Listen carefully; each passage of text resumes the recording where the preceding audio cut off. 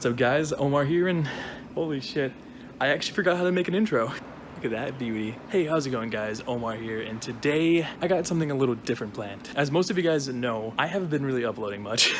In fact, the last two videos I uploaded were pretty much videos of me driving in a Assetto Corsa with no commentary or no video whatsoever. But I haven't actually uploaded a video in such a long time. I kind of wanted to catch you guys up with what I've been doing with my time since I haven't been making or editing or doing stuff relating to video making. So I decided to make this little vlog just to catch you guys up on what I'm doing with my life. And this week is actually getting ready for my first track day with this car. This is my 1993 Toyota MR2. I bought this car with a blown motor, and I spent the last about month and a half putting this new motor in it. As you can see, the car doesn't have any plates. The car is not legal to drive yet, and the last owner had customized plates and they wanted to keep those plates. Kind of annoying. This right here is the new motor. This car, so far, I took it for a couple test drives. First test drive was to get it smogged initially, and well, that didn't work out well. My first time actually getting this car smogged, it started overheating.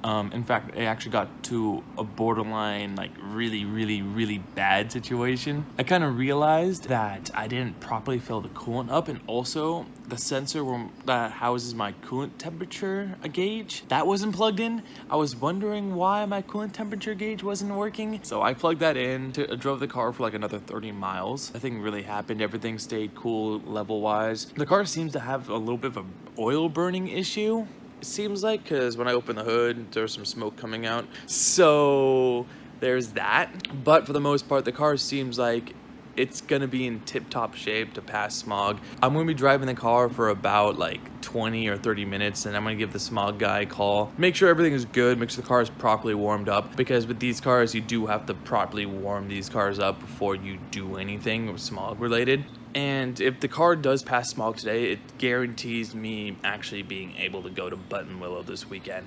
We'll see how the car does with smog. So, I'm back. I got the car smogged, and I got my plates, so the car is legal to drive now. I got in some legal trouble when I was going to get the car smogged, so it was funny. Let's just say that. It was a really funny situation that ended up resolving itself. Everything is good now, but the car is actually back on the lift. There's a new problem coming up, and of course, the more I work on this car, the more problems do pop up. If we look right here, you can see that the seal around the oil sump is a little wet, and I've been having an oil leak coming from the sump, and also a leak coming from my oil pump. And if you can see over there, you can see it's a little wet as well, and that is coming from my oil pump. Of course, this leak wasn't happening when I was actually driving the car and getting it smogged and all that. It decided to happen today. It was probably just building up, and I'm guessing the gasket went, but it seems like it isn't that bad. But what killed the motor last time was lack of oil. So I'm sitting there thinking to myself, is this motor gonna blow up in Buttonwillow? I guess we're gonna find out.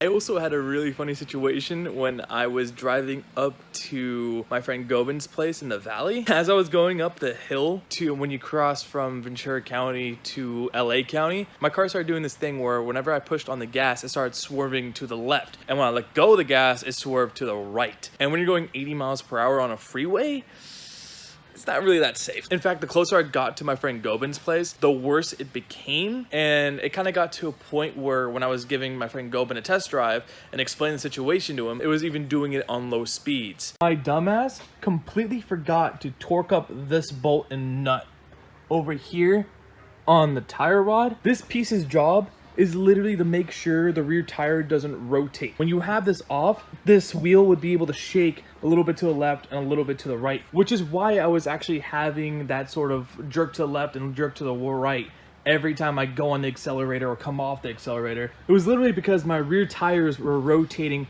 like they were my front tires. The more I drive this car, the more weird stuff happens. That's pretty much the reason why you drive it before you take it to the racetrack. Because if I haven't been driving this car and decided to take it straight to the racetrack, I wouldn't have found these issues, and I would have been stuck on the side of the road either with a crashed car because it swerved to the left and drove off the road, or I'd probably be dead. That could have killed me. Apart from that, I think everything else is done for the car. The only thing I really need to do is sort of figure out the cassette player sort of situation. I got one of those cassette to aux cables because I don't have enough time to really put a new head unit into the car. And also I don't really have plans to add extra weight. This is primarily a track car, and if I want creature comforts like Apple CarPlay and all that stuff, I'd be driving my Audi. That's the whole entire point of that car.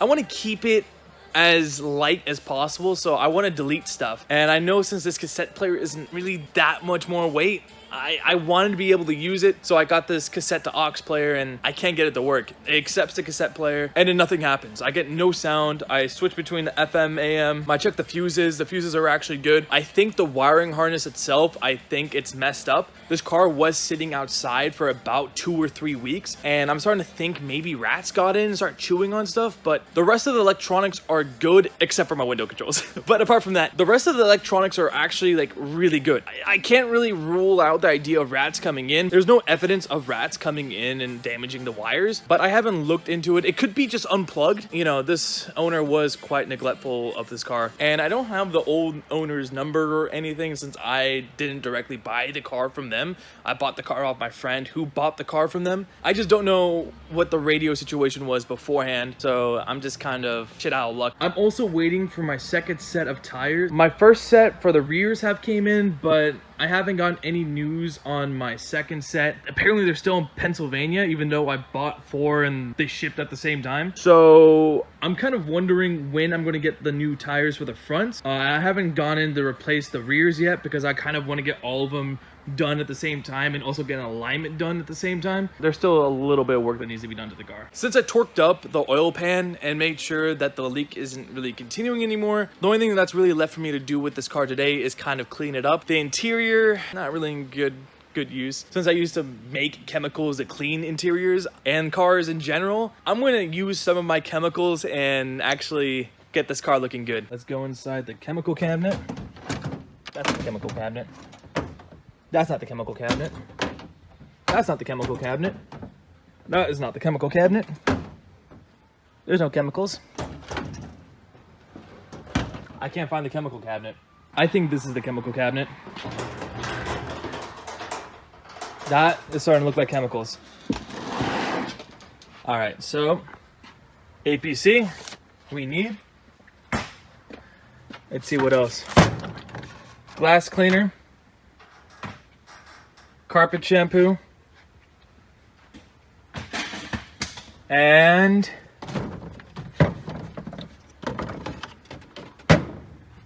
I can't find any leather cream. There they are, leather cream. I'm not using leather cream. When you look inside the car, you can tell the car needs a cleaning pretty badly. I mean, honestly, I'm not keeping the seats. I'm not keeping the steering wheel. I mean, the dash, I'm debating whether if I'm going to keep it or just completely delete it later on. I still don't know what I want to do with the interior. I don't know if I want to do like an OEM race car sort of look, or if I want to do a complete custom dash. Or I can make a completely custom dash where I don't need to worry about incorporating things to make it look OEM and make it how I want to look, where I can have gauges wherever I want, auxiliary buttons wherever I want, and also just get away with, like, you know, sort of like a naked race car look. I'm still kind of debating on that. I know when I do the V6 swap, I'll be running a custom ECU, and with that I'll be able to run a complete digital dash, which means I gotta somehow make a template to be able to incorporate the new dash in while keeping it looking natural-ish. I still have a lot of planning to go when it comes to interior. First and foremost, I want to put stuff in that actually helps the car drive better, like coilovers, bigger brakes, chassis reinforcement, you know, an actual roll cage. Those are way higher up in my priority list than redoing the dash. For the most part, it's not going to make me drive faster, and it's not going to really help me out in the long term when it comes to that. So it's kind of lower in my priority list. It's one of those things I'm probably going to be doing as I'm doing the V6 swap or after I'm doing the V6 swap. So while I'm at it, let's go clean up the dash.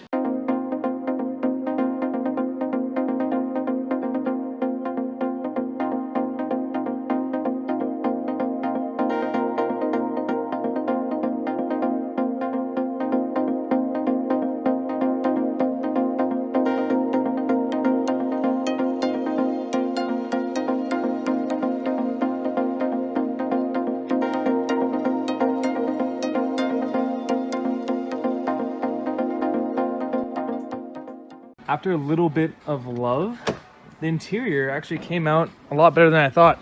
In fact, it only took me like 5 minutes. All I did was really just a quick wipe just to get all the dust off, since mostly what was on this was dust. I mean, I didn't even need to vacuum that much. That's how clean everything was. It's just dust that's been bothering the hell out of me. Could be better, but for a track car, it doesn't look that bad. Something I noticed is something that I really hate is not only this stupid sticker, but the actual tint. Whoever did the tint on this rear window, I hate them. This is the worst tint I've ever seen in my life. Me just cleaning the window caused a little rip right there. I'm probably gonna take the car to a tint shop sooner or later, get this tint removed, get that ugly parachuting sticker out of my car, and go from there. Looking underneath to really see if the oil leak is continuing, and looking at it at the moment, there's not really any new drips. Like these drips over here, that was when I was pulling the car in. I don't see anything new, and I don't see any moisture spots on the kitty litter, so I think that is the oil leak taken care of. I'm gonna be honest, okay, there isn't really much else for me to do with the car at the moment, but I'm also hella nervous because, once again, this car is my first ever solo project. I've worked on a ton of cars before this car, but this is the first time, almost unsupervised, me actually putting a whole entire motor in a car, getting it to start and getting it to run. I have a lot of, weirdly enough, a lot of self-doubt at the moment. You know, the fact that I got this far, got it to pass smog, got to do everything that I thought it wasn't gonna do is really getting me that much more excited for the actual track day this Sunday. From here, I'll see you guys either Saturday or Sunday. Depends if I'm gonna record me driving to Buttonwillow. But yeah, guys, I'll see you then. It is now like 10:15 at night. We just made it to Bakersfield. We still have a while to go for the track, but we decided to actually wait a bit. As you can see, the MR2 made it. I parked like an idiot, but I don't care. Driving this car the entire way makes me wish I had the Audi, and I wish I drove the Audi here. But I'm honestly really glad the car made it. It was actually a surprisingly smooth ride with no issues. The car drove actually really good, and I was able to stay 80 the entire time. The coolant temperature gauge was staying at perfect temperature, and the car itself was actually driving relatively smooth. I do have some balance issues with the tires. I'm gonna get that changed when the new tires are coming in. Some things are gonna be changed and fixed anyways, and I'm kind of glad I didn't get the new tires in yet, because I'm running a completely stock setup for this car. Yeah, these are comfort tires that probably won't last in the track, but honestly, I'm really glad I have the chance to be able to drive this car as it was before it blew up. So it's Monday morning, and we started with a lot of problems. Especially with the MR2. The car has been kind of a bitch. I left the door open. I locked the door, but with the door open, and now the battery can't hold a charge. We jump started the car a couple times, and we managed to get the car actually mostly good. Problem is that now I can't start the car again. Thankfully there were some homies that actually gave me a jumper pack that I can use to get the car started again. But pretty much my goal is to get AAA to come, give me a new battery so I can actually start the car and reliably drive it. A new coolant leak sprung up. We have that as well to take care of. I gotta just check my coolant levels, make sure everything's good. The car isn't getting hot yet, but you know, there's always new problems arising. So good news, that coolant leak I was talking about is gone. Parked next to Brandon's car, and we got Andrew's car, and then we also got Jonathan's car. I don't know where Josh's car is, but I'm guessing Josh disappeared. Honestly, I am hella scared to see how the car is gonna do. The first session is gonna be around 9 o'clock, right? 9 o'clock? I have no idea. Okay, I have no idea when the first session is gonna come, but if it's gonna be like 9 o'clock, if we have like another hour, what I'm gonna do is call AAA, have a guy come, give me a battery, and then actually drive the car, because the main overlying issue that we have right now is the fact that the battery's dead. As I was pulling into the freeway, the car was literally cutting out in and out as we were pulling into the freeway. The closer we are to the track, the more the car wants to brake. I got the battery issue fixed. Thankfully, there is a race shop down over there, and they literally had a battery in stock that would fit my car. I was worried it was gonna be a little too heavy, but honestly, who gives a shit? Car's gonna start, the car's gonna start. This battery is being retired. I'm never gonna use it again. I'm gonna throw it away. Actually, it'll have a new home. Where's that going? In your Miata. That'll fit my Miata. It'll work, right? It'll be perfect. It doesn't hold the charge, but it'll work. The car is fully registered. The only thing I really need to do at this point is actually get my door cards on. I got my door cards and my vinyl numbers, so let's go put it on.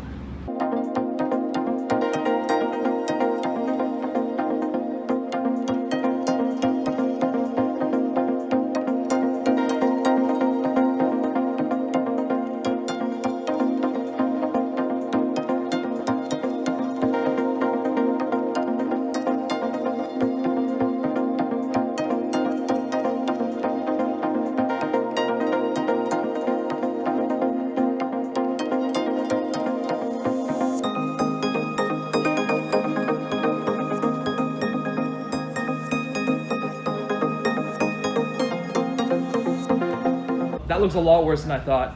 So everything is ready. The car is ready to go. My friends are talking over right now, getting ready to understand the track. I have a pretty good understanding. I've been to Buttonwillow once. I'm excited. I'm hella excited to see how this car will drive and hoping that it doesn't break down. Let's go see how my friends feel. All right, Brandon, how do you feel today? Feeling pretty good. It's a new track, but I'm excited to do it. I brought my little manual, so things should be okay. But yeah, a little bit nervous, but I'm gonna take it slow, get it on track, just make sure the car's okay. And yeah, probably not gonna set any, lap records or anything, but it'll still be a PB because it's my first time. There we go. Wait, what time are you thinking about doing? Give me a session. Because I'm like on a set of Corsa, I'm still pretty slow. It's like 225, but Oh, okay. I have no idea what line I'm running over there. But hopefully, if I can beat 225, which is still pretty slow, I'll be happy. All right. There we go. So first section is done. MR2 actually survived, but I didn't really get much lap time in. We had a bunch of cars in our group, and because we had so many cars in our group, well, we didn't really get much lap time because we had 3 cars, I think, that spun out, 1 car that completely broke down, and then nothing but yellow flags. I actually got footage of my friend Andrew spinning out, unfortunately, but the car's okay. I had a couple moments where I thought I was gonna spin out, put my foot in the gas, and the car kind of evened itself out. So I'm not getting any snap oversteer, thank God. I just hope this next session I can actually get some actual lap times in and know how I feel with the car. I'm starting to feel a bit more comfortable. I'm glad the car is not blowing up. The leaks are not that bad, and the new battery is doing great. I hope the car is gonna do great. I hope I'm gonna get some decent lap times. My goal is to get around 220. If I can get around like 220, 225, I'm gonna be more than happy. So we're about to go for session 3, and last session didn't really go that well. I started getting some more mechanical issues with the car. It's more of I think it's a heat related issue because it's been like an hour and a half now, and the car has been actually like idling better the colder it gets. I occasionally turn it on. When I first pulled it in, it was having a hard time, then it started to idle. When I got it off the track, it was having an extremely hard time idling. The car itself, I think, is gonna need all new vacuum lines once I come back on track. I spun out twice as well. The car is kind of brutal. It surprised me. There was 2 other cars behind me, and one of them actually almost hit me. Thankfully, I didn't talk to the guy. We were both like really cool about it. He was actually really cool about it. But yeah, I took a look at the vacuum lines. There isn't really an obvious leak on where the vacuum leak is coming from. As it stands, the car runs better the colder it gets, so it's definitely heat related. My theory is that the lines are just so old, because most of these lines are original and I haven't replaced them yet. I think most of these lines are just so old that they're tiny holes that open up as the car gets hotter. So I hope that's the case. On the side of the track right now, I think the car has rod knock. This is not a good sign. I think the car has to get towed home. I think the engine's gone. I haven't turned the motor on since I brought it in. I am pretty sure there is rod knock in the motor. I checked the oil levels. Oil levels are actually good for the most part. I didn't actually lose any oil. I do have a tire leak coming from this rear tire. I'm not really happy about it, to be honest with you. The tire shop, you know, literally like right here, right around the corner, they're closed. They can't do patch. And I have no clue how I'm going to get my tire patched. Yeah, I am. Honestly, I gotta figure out how I'm gonna get this tire patched. I gotta figure out where the leak is coming from first before I do anything patching related. If the motor is gone, the motor is gone. Still waiting for the car to cool down. I want to give it a quick drive because the car still drives for the most part. So I gotta drive it, see where the rod knock is incurring, if it really is rod knock, and then, you know, go from there. You know, if the rod knock isn't that bad and it's something I can actually get away with, like if I could drive the car in super low RPMs, I'll drive the car as far as I can, let the engine blow up, and then get it towed for the rest of the way back. I could do the best I can to preserve this motor and possibly rebuild it, but I don't want to even put the effort into rebuilding this motor if I know it's gonna be gone already. I should have another motor lined up. I've been just considering maybe just dropping the cash and doing the V6 swap, but you know, I want to stick true with my original plan with this car and keep tracking this with the original motor, the original chassis, and learn as much as I can before I actually put more power in. And I still don't trust these brakes, and I don't have enough money to actually, you know, buy a new motor and brakes and suspension to be able to handle all that power that's coming in. Let's see what happens. Hey, how's it going, guys? Omar here, and it is the day after the track day. As you can tell, I'm like all pajamaed up. I'm not exactly extremely happy at the moment. I got the MR2 home. I actually got it towed all the way back home. So I turned the motor on, and I got rod knock throughout the entire process. I'm not exactly happy with how the car turned out, but I knew deep down this was gonna happen and this was gonna be a deep problem, something I'll be struggling with. And I spent this morning Googling a little bit more to see what exactly caused this issue. And well, hey guys, say hi to Mickey. Hi, Mickey. Hi. Okay, so I did a little bit more Googling to see what exactly caused this motor to blow, and turns out it's kind of common, you know, on track days for this motor, the 5SFE, have oil starvation issues on the track. And this was a very clear sign that this motor I got, even though it doesn't have that many miles on it, it was definitely abused. It was definitely an abused motor. MR2 oil pan is slightly bigger than the Camry oil pan, and the oil delivery system on the MR2 is actually different than the Camry's. I'm pretty sure the size of the oil pan, also my oil pump itself, and the fact that the oil delivery system in the oil pan is different. I think all three of those are the main contributing factors on why this motor actually developed rod knock. The car's gonna be sitting here in my house for a little bit while I save up some extra cash so I can actually rent out the space in the shop and actually continue getting this car going. I want to vlog me putting in the new motor in. I was gonna do that originally with the first motor, but I decided not to because honestly, anxiety is a bitch. Honestly, you know, after vlogging this weekend, I actually had a lot of fun. I kind of wish I had the camera out a little bit more. I definitely want to go get a GoPro so I can actually properly record my lap times and not worry about having some really dumb looking dash cams that are really shaky and just have my dash like blocking half the camera. I want to be able to provide you guys with the best content I can deliver. The next vlog should probably be either me getting the Audi out to Streets of Willow and hanging out with my friends then. If I'm able to get the money to get the MR2 to the shop beforehand, it would be definitely prepping the MR2 for its new motor. Hope you guys enjoyed this little vlog.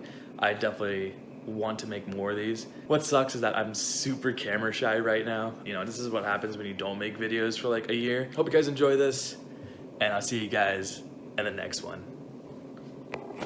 Let's end this video.